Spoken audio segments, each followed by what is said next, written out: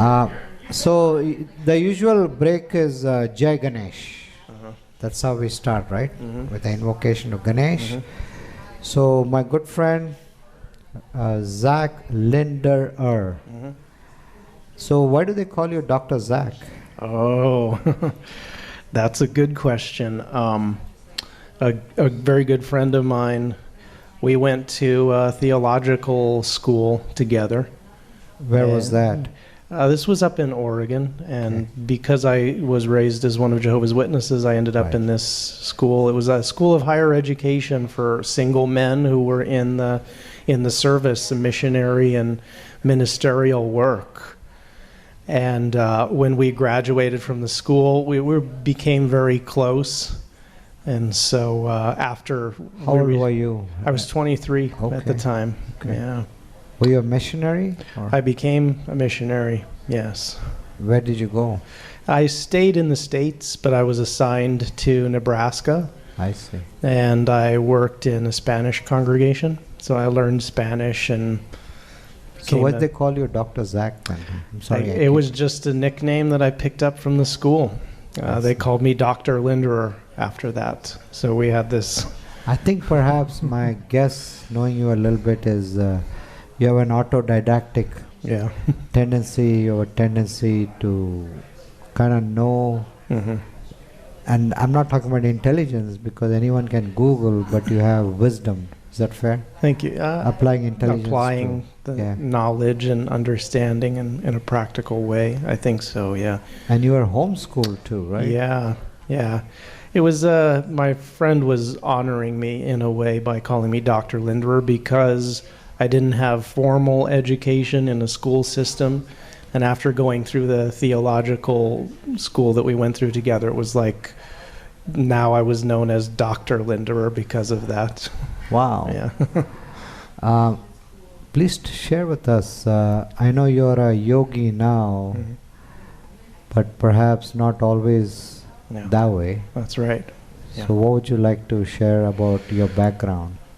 So I was born and raised as one of Jehovah's Witnesses from many generations of Jehovah's Witnesses. And I dedicated my life to that cause. And it was 36 years old about then when I had my wake up and realized that really I didn't belong in that path, in that course. So I had a irresistible calling to yoga. I see. At 36. Yeah. I see. Look, the intention is not to... every religion or spiritual path has their good qualities. Mm-hmm. It just wasn't for you. That's right. We Yeah. cannot generalize, Yeah. make any generalization. That's right. So I just want people to understand. But was there a... Well, we can talk about a Kali moment, but totally up to you. Or we can talk about the present, what you're doing with yoga. So where do you feel you want to get into more? I think I might briefly mention the Kali moment without Okay. getting into a lot of details because it is very personal. Yes, yes. And sometimes more than others. Everybody has their Kali moment and it touches them personally. Right. And when their life changes, I think every single person knows my life has changed from this moment on. So for sure, that's what happened to me. How would you distinguish between a Kali moment and sort of like a turning point in your life, I know in my case, it was just, there was no doubt about it. It was like the light came on that your life has completely changed. You will never go back. The door is shut and you have moved on. I don't know if that happens at just regular turning points in people's lives, but the reason why I can call it a Kali moment is because I know at that time my life changed. I knew it had changed. I knew I could never go back. I see. And then there's the Kali who is a destroyer, and because of using that destructive force, it was at that moment I knew my old life was destroyed. It was gone. That's why there's no going back to it. Wow. So Because that's everything you've known. Friends, family, Yeah, that's true. culture. Yeah. Yes, I made a conscious decision when I realized that I didn't belong there. It took me several months to come to terms with that and make my final decision that I didn't belong there. So it was somewhat Yeah. well thought out. Yeah. But And I was very tormented over having to make that decision. But in making that decision, I did lose contact with just about everyone that I knew before. Well, I've seen people, including at our retreat. We just finished a retreat, July 2019. I'm just dating it, right? It's YouTube world. But, I've had people in retreats who have switched from one spiritual tradition to another, or maybe even one teacher to another. And it's very traumatizing, right? Because when you've been with one tradition, did you experience that trauma, or more of a relief, or? Well, one thing that I came to a realization over this weekend retreat is that definitely we all want to find answers. We have a lot of questions about life, about our existence, why we're here, what are we doing, where are we going, what comes after we die, natural human questions. And sometimes we look to others to give us all of those answers, and it's comforting. We try to find somebody who looks like they got the answers, and we want to attach ourselves to them and just say, okay, I'll go along with you, and just it makes me feel safe that you seem confident. But the truth is that confidence isn't really going to give us ultimate peace at the end of the day. The confidence of another person can't give you peace at the end of the day. It needs to come from within, that you feel safe and secure, truly safe and secure in what you believe. I like that. So it needs to come from within. Yes. But, Otherwise, it results in codependency, right? Absolutely. You go from the proverbial frying pan to the fire. And that's what I think drew me to you. You're not just autodidactic, but you use real wisdom, which is intelligence in day-to-day life, along with the mysticism. That's Yeah. but we won't go there.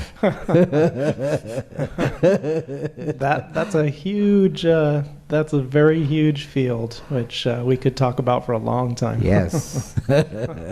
Like 4 hours? Probably. Okay. So you talked about a retreat. What was the impressions of this retreat? Did you know what to expect, or were your expectations met, or?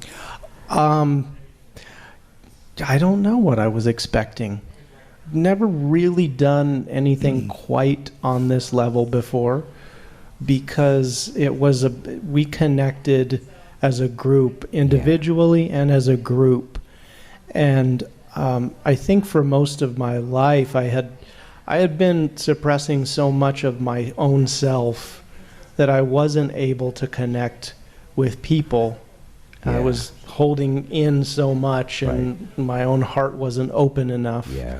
So coming here, meeting so many people, so many different backgrounds, many different personalities, and they do embody these archetypes for the good and for the bad sometimes. Right. And sometimes so there's great people that you love immediately. Some people kind of irritate you a little bit. Guinness Stout. Yeah.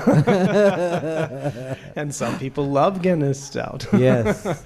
But I just I loved being here, because truly I was looking around, and as I looked into people's eyes, and including the ones that kind of grate on the nerves a little bit, and I really felt like this is a genuine person. Yeah. I know this person. Yeah.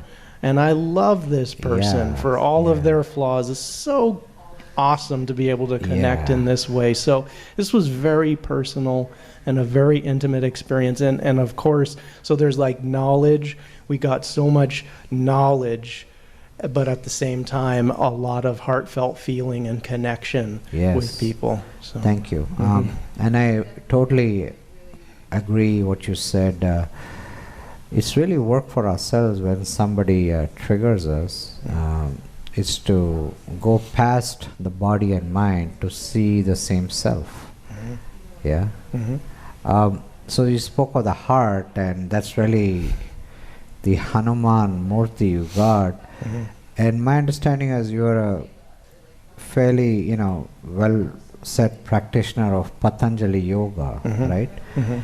And then suddenly, well, for Patanjali, one of the niyamas is Ishvara Pranidhana, right? I was going to talk about that. Yeah, I'm so go for glad. that. Go for that. So, when I got out of my religion, I needed something that would give me some grounding and some stability, deal with whatever emotional shock, turmoil I might have experienced, because I was very depressed for most of my young life, Wow. up until the point where I was free and able to explore things that I really longed to explore, and yoga and spirituality was at the very top of that I see. list. So, being in the yoga world, the yoga community today, I think there's a lot of fear about political correctness. Yeah. They don't want to talk about spirituality for fear of, even just general spiritual Yeah. things, because it can be such such a powder keg for a Yes. lot of people. Wow. So Patanjali, in the Yoga Sutras, there are three very important things, which is tapas, svadhyaya, and ishvara pranidhana. Yes. So tapas is the fire, the cleansing fire. And when it comes to the yoga asana, this is one of the things that they apply to yoga asana, is very vigorous asana practice. And then the svadhyaya, But which what's is... the benefit of tapas? Well, it cleanses, it purifies, Yeah. it It's like helps friction. You create friction. you. Right. From that generates heat. From heat generates transformation. And asana is just one of those practices that can be Yes. very... and then the second part is the svadhyaya, which is the self-study. Yes. So when you put yourself through the fire, whatever it is, an Yes. uncomfortable practice, something that you may not like, meditation, you may not like to sit there, it's still an uncomfortable cleansing practice. What you need after that is svadhyaya, which is self-study. But the ego can be involved. It can still Yes. take over. Yes. So the third element, which is probably the most important and most, I wouldn't say most, because I don't know for sure, I don't know for a fact, but a lot of yoga teachers, when it comes to asana, they don't want to mention Ishvari Pranadhana. Yeah, because it goes to the realm of spirituality. Yeah, yeah. Right? And it can be translated in many ways, whether it's devotion to God or devotion to the higher self, or devotion to the divine, or whatever, a higher power of whatever you So what's your choose. perspective of Ishvara Pranidhana? Ooh, that's... It can be before and now, if you like. So before, I had a very definite, defined belief system. And so now I'm discovering that there is divinity and God in the universe itself, in all things, all living things. So I could generally say that that's... But when it comes to the yoga asana practice, for instance, I try to do my practice in such a way that I'm not doing it for myself, specifically. I'm not doing it to impress other people with physical abilities. I'm doing it as if this were a gift to a higher power. Because I know that a higher power, God, wouldn't be impressed with my physical abilities, Right. but might, like a father or as a parent, looking at their child and saying, I'm proud of you. You're doing Yeah. good work. You're doing Yeah. a good job. And Yeah. that's, I enjoy seeing what you are capable of doing. Yes. As long as you're doing it with a humble attitude. Yes. You're not trying to get all the attention for yourself Right, or right. abuse the Right. attention and power that you might gain from that type Yes. of. So this is extremely important, I think, for any yogi. That Ishvara is glossed Pranidhana. over, though. Yeah, I get it. yeah. To me, also, when it comes to archetypes, you have the form, and Patanjali doesn't get into form. And then people go to India and they see all these forms, or you come here, I mean, it's there everywhere. And to me, this is the single biggest thing that freaks people out. They're all good yogis, they chant Om or Om Gam Ganapate Namah, but then they see all these statues, and it can, understandably freak them out Yeah, if you're in a Judeo-Christian culture. yeah. And we've talked about that, right? Real idol worship is worshipping the mythology as real. These Yeah. are mythologies. Yeah. That's real idol worship. But it's like, your cell phone, when you talk to someone, you speak to the phone or person on the other side, right? So to Patanjali, the way I would interpret Ishvara Pranidhana when it comes to these archetypes is, Ishvara is like a blank wall for Patanjali, and you can put whatever you want as long as you understand. It's like a training wheel until the self-realization happens, and even after that, you don't quite quit it. You just like the Murti. So I feel you can superimpose whatever archetype you want on the wall. Is that fair? Sure. Yeah. So having said that, what drew you to this one? You picked this one at Moksha Festival, and is that your first Murti? Yes, it is. You didn't get a Ganesh? No. That's almost like a cultural sort of thing. You got to get everyone's doing it. You got to get a Ganesh. Yeah, so I would like to address. It's true that coming from my background in particular, I was especially averse to using images, idols, and even in my belief system, there are so many traditions which are they're rejected for fear of being involved in anything that could even remotely potentially be offensive. But cross is okay. No, not even, honestly. No. Cross is not okay? No. For Jehovah? No. Whoa. Yeah. Jehovah's Witnesses reject almost all imagery, How about idols. Book is a symbol. That's kind of getting into some deep water there. Okay, I can see you're you're a teacher. I can see that. Yes, yeah. Wow, okay. It's very interesting. So yes, going for getting this Murti and having it be my first, I wasn't uncomfortable with it. Yeah, it did draw me. pretty cool. Yeah, it did. So tell me what draws you. So I loved the peaceful scene that he's in, sitting under the tree. Like Buddha under the Bodhi tree, yes. right? And there were just so many elements. And of course, for me, meditation, again, practicing a lot of asana, a lot of times the emphasis goes into that physical practice. Yes. And I've tried very hard to maintain a consistent meditation practice. So I felt this is inspiring to me, because not only will I be meditating myself, but I'll be able to look at the Murti, and hopefully it will remind me on a daily basis when I see it that the meditation is extremely important as a yogi, because we're not in this just for a physical mastery. No. Yeah. I feel this particular meditation combines Patanjali Yoga, Ishvara Pranidhana, and Vedanta, all three. Because this mudra, we did this, right? It's called Mahamudra during our retreat. Jyoti taught a meditation. Any thoughts on that?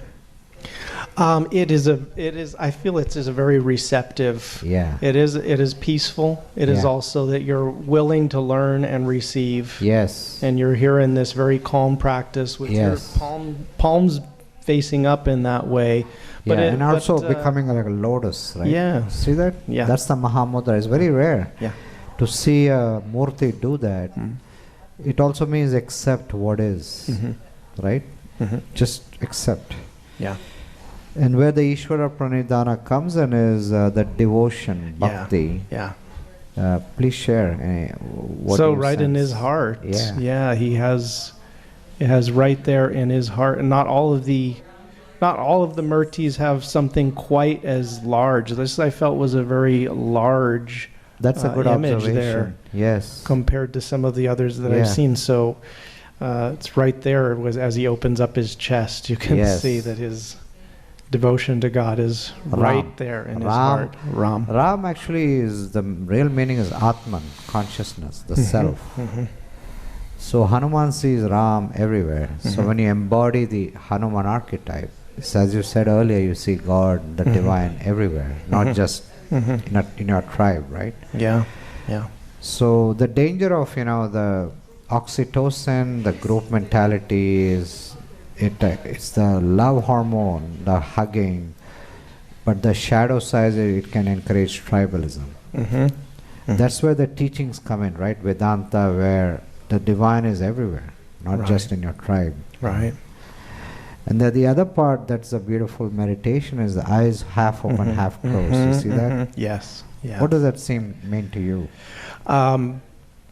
For me, I've been working with it, and I'll have my eyes closed at times, and then I'll do some mantra, and then open my eyes halfway to focus on the murti, and just use it as as a way of intuitively picking up the to ideas. me also, like when you do that in front of a murti, it's called the Shambhavi mudra, right? Eyes half open, half closed.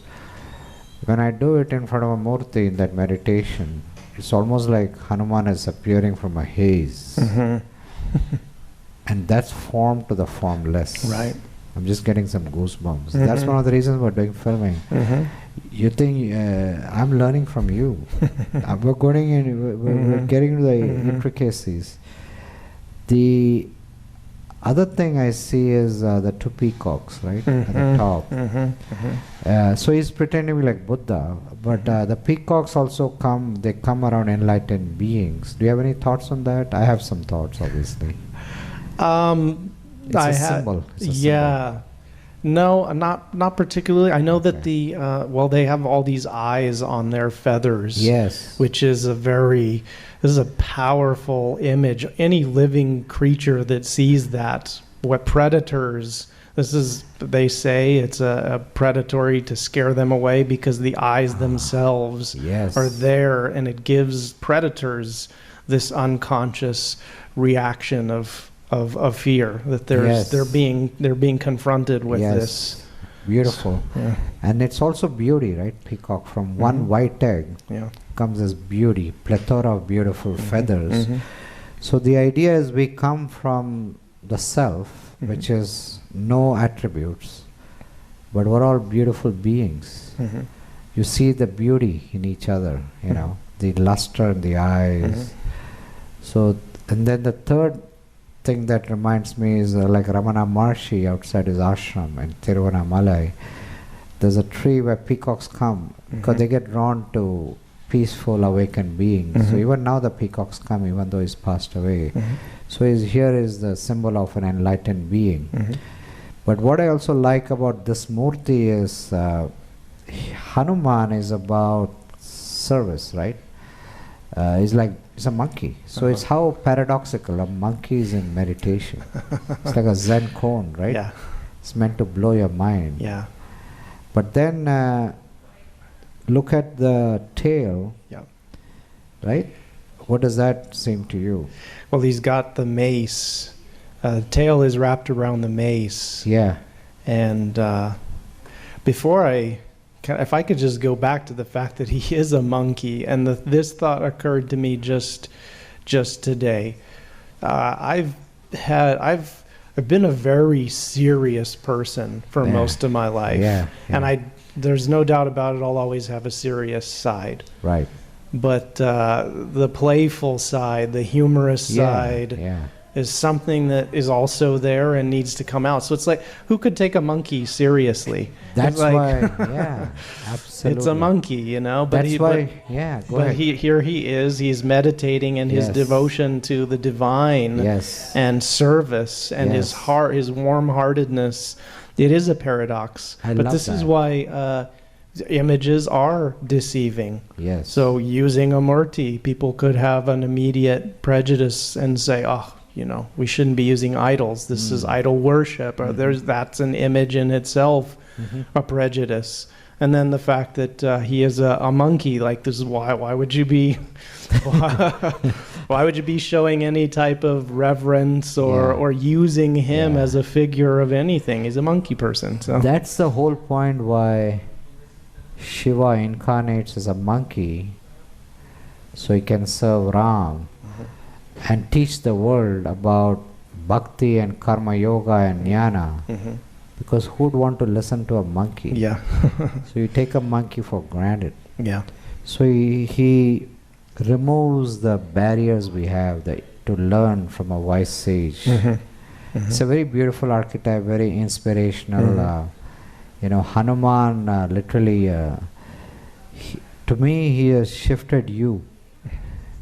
He has shifted mountains within you. I think so. Yeah. Yeah, Would you like to get into a goddess? sure. Okay. Just on an overall level. Yeah. Okay, let's Yeah. do Kali Ma. Because to me, she is the ultimate and anti-idol worship. And definitely she should not be anyone's first murti. Yeah, that reminds me of about a year ago, last summer, I started up a teacher training with a amazing teacher, Jean Heileman. I want to acknowledge that she taught me so much when it comes What style? to. What style of yoga? She taught, even though she has a background and she's a para yogi, I see. but what she taught during this teacher training were the vayus, pranayama, the prana vayus, and she also taught us mantras. And I remember one of the things that she recommended to everybody is don't use the mantra. It doesn't matter if you're attracted to it. She's like, don't start with Kali. Wow. She's like, she will mess up your life if you are not ready for it. Right. Right. So it's true. She has a very fearsome aspect to Yeah. her, and it is like when you think of having something like this in your home, most people would say, "Why? You must be a pretty dark person if you want to Yeah. have this." But we had a interesting and amazing Kali practice at our retreat, right? Yeah, yeah, And when I start to speak after the practice, I know Lori led that, Lori Glazebrook. I literally handed you this Kali. You actually held her. And I felt a little juice at that yeah. I time. had my So talk to us about the practice. Did you feel any shift, anything going on?